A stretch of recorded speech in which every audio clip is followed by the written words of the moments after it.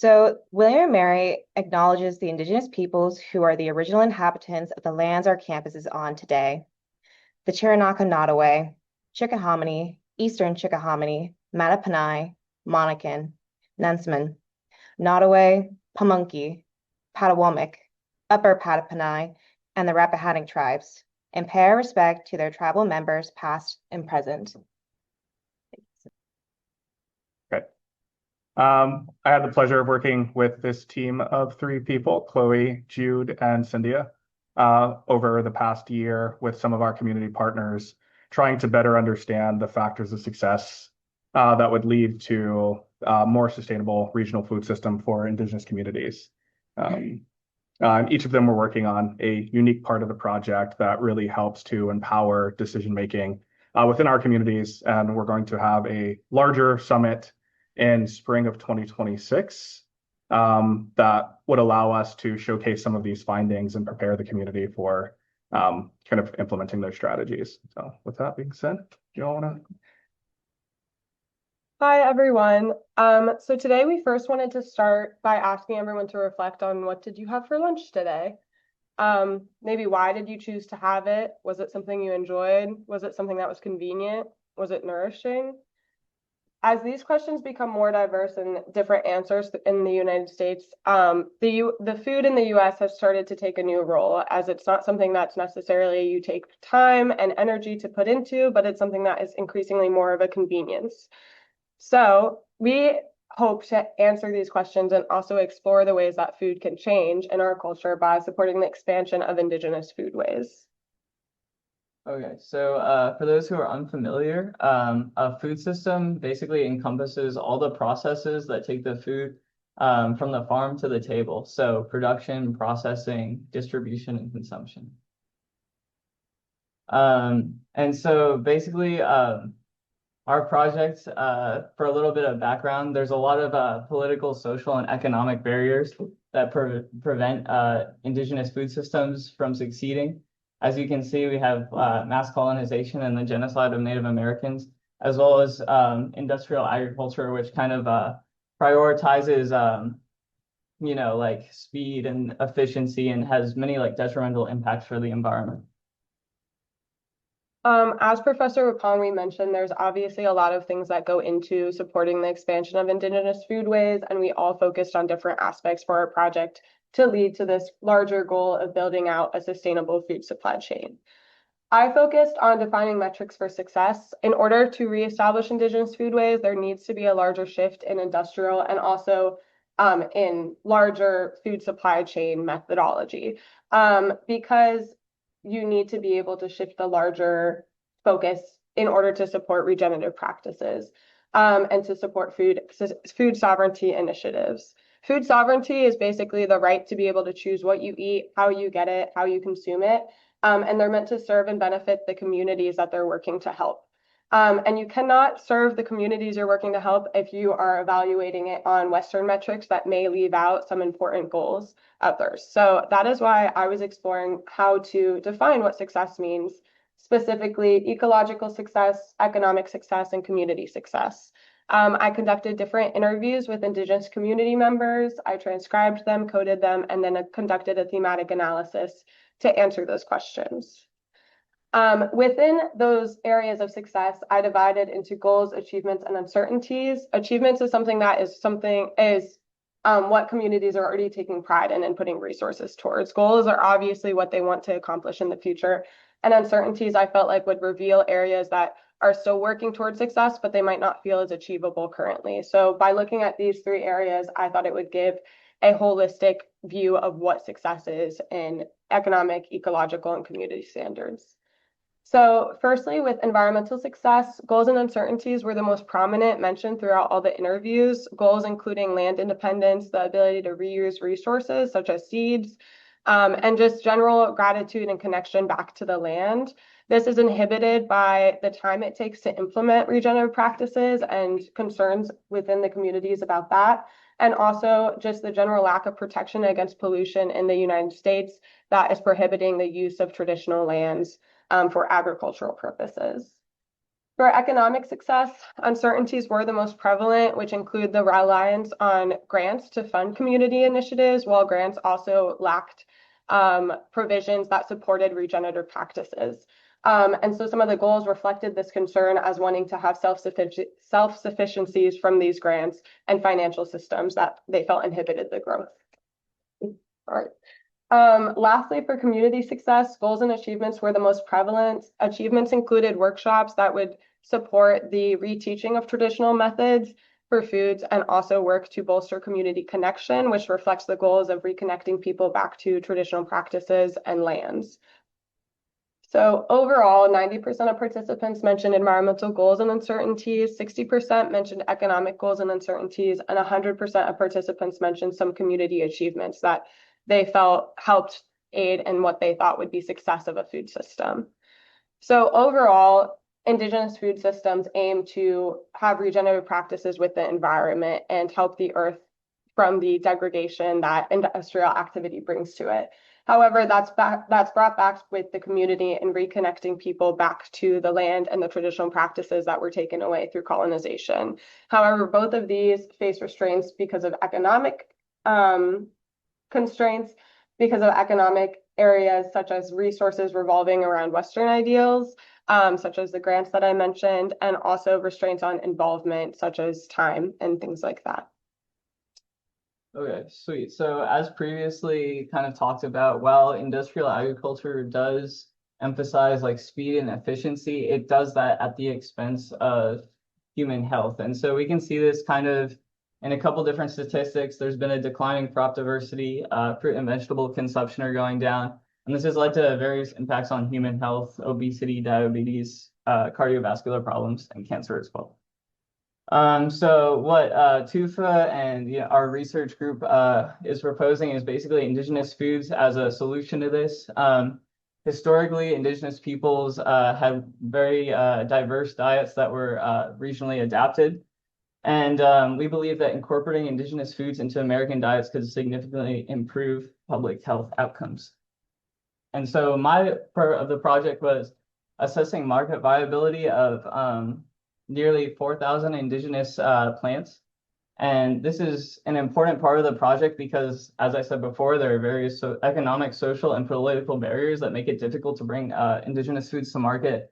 This includes government restrictions, predatory business practices, and financial restraints on farmers. So it's really, you have to understand, like, can this actually be brought to market? Will it be like profitable?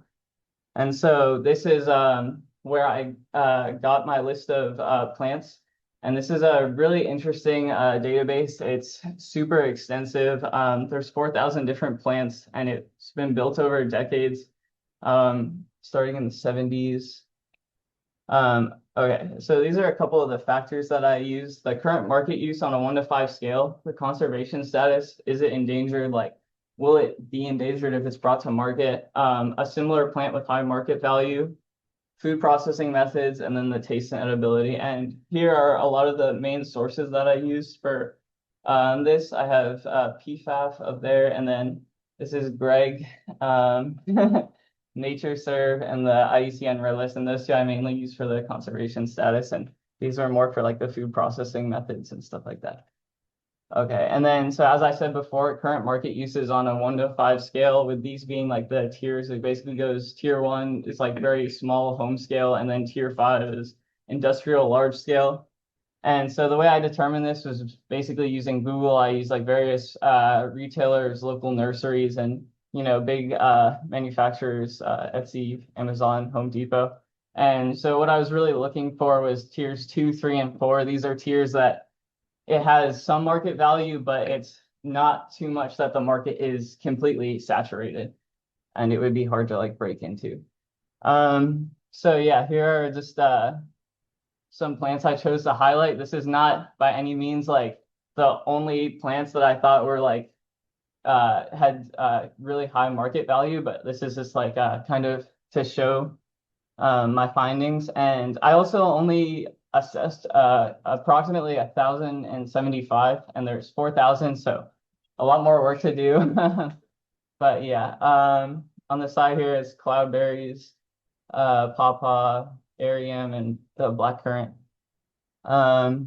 And so, yeah, basically the reason I chose those plants is for two things. The importance of value-added processing. So this is taking a plant and doing something to it where you can add value to it. And this is really important for Indigenous farmers who face financial restraints. And then also the emphasis on nutrient content. So a lot of these plants can be healthy alternatives and they have high vitamin and mineral content. And the benefits of these two things is that there's less competition in the market and the unique alternatives can appeal to an untapped market base. And basically, a big part of the research that I was working on was more so on the environmental aspect and moving away from that westernized perspective of what agriculture should look like.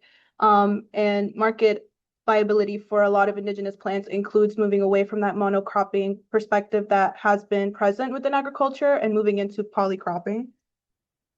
And so I looked into the ecological importance of indigenous food systems and the need for understanding the different components that make these systems, while also directly looking into biodiversity and the resilience of these ecosystems. But really answering the question of why aren't there more systems in place currently within agriculture, and the need for that data availability for communities to be able to move towards more sustainable practices in agriculture. And for a big issue that we run into is, how do we know where to start? And a big thing in literature that we have noticed within indigenous knowledge that's based in agriculture, we have the Three Sisters Gardens, which includes beans, corn, and squash. And this has laid out a foundation for a lot of the indigenous knowledge we have about what polycropping could look like. And this is just kind of a layout of what an indigenous food system could look like, building it from different layers. And I've laid out 5 layers that were prevalent within my research: the canopy layer, understory, shrub, herbaceous, and ground layer. These layers, we looked into a lot of the biodiversity within them, looking into which layers provide the most food accessibility, which happened to be the herbaceous and shrub layer, but also using the information given by different communities to adapt it to this data as well. So I worked directly with DG Food Database.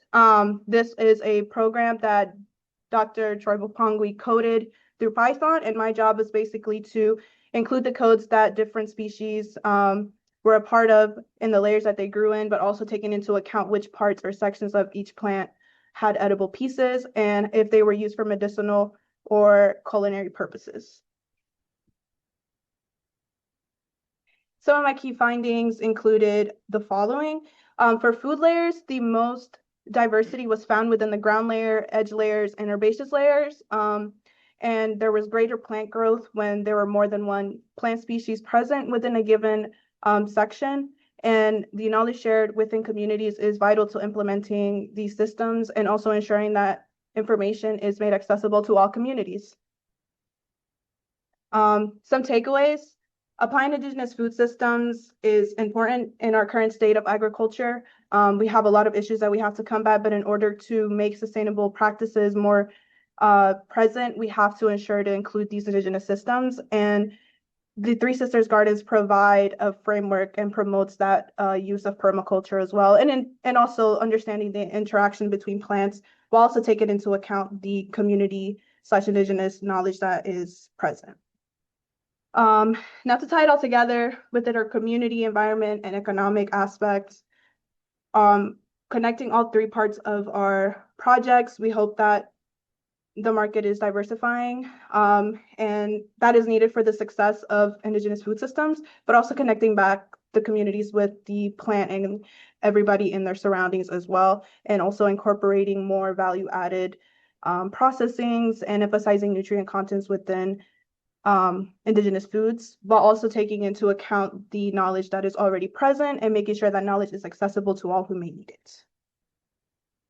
So moving forward, we're each creating our own deliverable to try to help TUFA in their mission. I will be creating a policy brief that summarizes the key findings and shows basically how to address those issues of governmental assistance programs with economic barriers, and how you can reframe what success looks like in the application for those programs to better be accessible to Indigenous communities and regenerative practices.